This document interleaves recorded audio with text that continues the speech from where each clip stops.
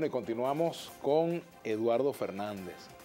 ¿Es posible creer que gobierno, oposición, sector productivo pueden hacer un alto en la confrontación política y llegar a acuerdos? ¿Eso es factible? Por ejemplo, antes de las elecciones, ¿eso sería factible que diciembre? Está como difícil. Creo que está complicado antes de las elecciones. Ajá. Pero tú estás pensando más en el 2016. El 2016. Entonces, ojalá que las elecciones contribuyan a que se cree un clima, porque ¿cuál es el sitio donde es más indicado dialogar? Bueno, el Parlamento. El Parlamento, por su propio nombre lo indica, la Asamblea Nacional es el sitio donde los grupos políticos que han sido merecedores de la confianza popular, la gente votó por esos diputados y representantes de la soberanía nacional, se reúnen y hablan y decir, mire señores, lo que tenemos por delante es exageradamente grave. Tomemos conciencia de la gravedad de la situación económica. Tú sabes que hay economías en el mundo que están enfermas de una de las más graves enfermedades que puede tener la economía, que es la inflación. Nosotros estamos enfermos de inflación. Hay otras economías que están enfermas de recesión. Los economistas enseñan que cuando hay inflación es poco probable que haya recesión y que cuando hay recesión es poco probable que haya inflación. Nosotros tenemos las dos. Tenemos una caída de la producción nacional del orden del 10%, es decir, vamos a ser el año que viene 10% más pobres que este año. Este año la cosa ha sido muy dura. En estos meses de campaña electoral el gobierno está gastando lo que tiene y lo que no tiene para que la gente no sienta lo grave que es la situación. Pero cuando comience enero, el gobierno no va a tener ya recursos con los cuales seguir quemando dinero para aliviar el sentimiento de la crisis.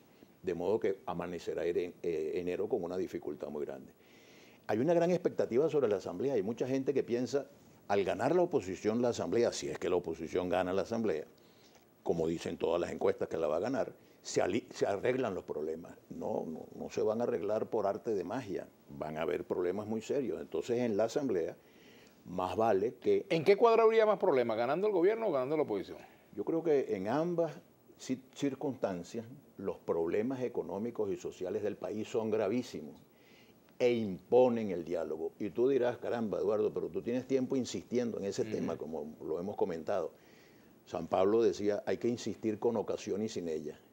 Yo lo que no quiero es que en Venezuela se presenten situaciones de violencia que fácilmente pueden presentarse, de conmoción social, de desconcierto de la gente frente al liderazgo político general. Entonces, si hacemos un programa de unidad nacional, si hacemos un programa que ataque los problemas fundamentales, el tema económico se puede resolver, el tema de la inflación y el tema de la recesión. Ahora, Eduardo, ¿con quién en particular del gobierno o cercano al gobierno has hablado tú de este tema? Yo creo que tenemos que estar dispuestos a hablar con todos. He conversado con alguna gente a quienes no quiero mencionar para no comprometer su presente. Para que no tenga raya como un tigre. Y preservar su futuro. Pero en todo caso hay que estar dispuestos a hablar con todos los sectores. Es el ejemplo que nos está dando el Papa Francisco, su disposición, por ejemplo, de ir a Cuba y estar allí y predicar la verdad en Cuba y después ir a los Estados Unidos y predicarles también a los señores de los Estados Unidos las verdades que es importante que prevalezcan. En ese sentido, ¿cuáles son las verdades que el gobierno tiene que aceptar y escuchar y aceptar? ¿Y cuáles son las verdades que la oposición tiene que escuchar y aceptar? Yo creo que el gobierno tiene que aceptar que la situación es muy grave y que la situación es muy grave no por conspiraciones internacionales, sino como consecuencia de errores de la política económica que se ha venido observando. Errores incluso algunos de los cuales vienen desde hace mucho tiempo. Tú, por ejemplo, lees en estos días unas declaraciones de Arturo Uslar en los años 80 o en los años 90, y Uslar llamaba la atención sobre lo grave que era la situación y todavía no había entrado el proceso llamado revolucionario. En estos años se han agravado todos esos problemas. Por ejemplo, el problema de la dependencia de un solo producto. Porque fíjate qué grave, Vladimir. Dependemos de una sola cosa, que es el petróleo.